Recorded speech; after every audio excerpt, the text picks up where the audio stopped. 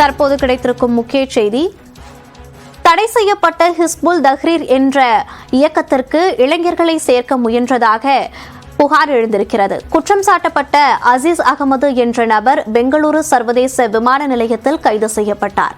பெங்களூருவில் இருந்து வெளிநாட்டிற்கு தப்ப முயன்றபோது குற்றவாளி அசீஸ் அகமது கைது செய்யப்பட்டிருக்கிறார். தற்போது கிடைத்திருக்கும் முக்கிய செய்தியாக நாம் பார்த்து வருகிறோம்.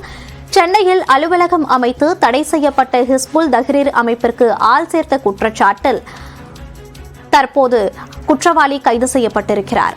ஆள் சேர்த்த குற்றச்சாட்டில் 6 பேர் கைது செய்யப்பட்ட நிலையில் அசீஸ் என்பவர் கைது செய்யப்பட்டிருக்கிறார். இது தொடர்பான கூடுதல் விவரங்களோடு இணைகிறார் நமது செய்தியாளர் கோகுல். வணக்கம் கோகுல், இது குறித்த கூடுதல் விவரங்களை பதிவு பண்ணலாம். பல்வேறு நாடுகளில் தடை செய்யப்பட்ட அமைப்பான ஹிஸ்புல் தஹ்ரீர் என்ற அமைப்போடு ஒரு முக்கிய குற்றவாளி பெங்களூரில் வைத்து என்ஐஏ அதிகாரிகள் கைது செய்திருக்கிறார்கள்.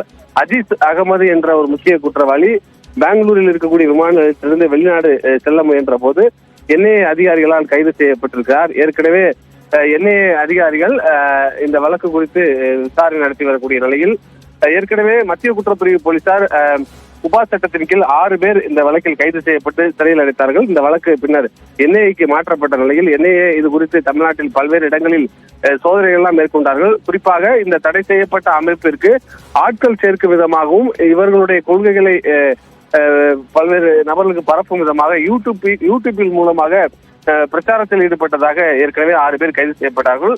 இந்த நிலையில் இந்த முக்கிய குற்றவாளியின் அஜீஸ் அகமதை பெங்களூரில் வைத்து என்ஐஏ அதிகாரிகள் கைது செய்திருக்கிறார்கள்.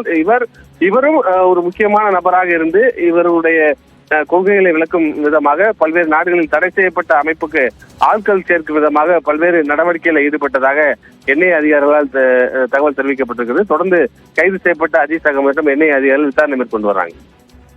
விரிவான விவரங்களுக்கு நன்றி கோகுல்.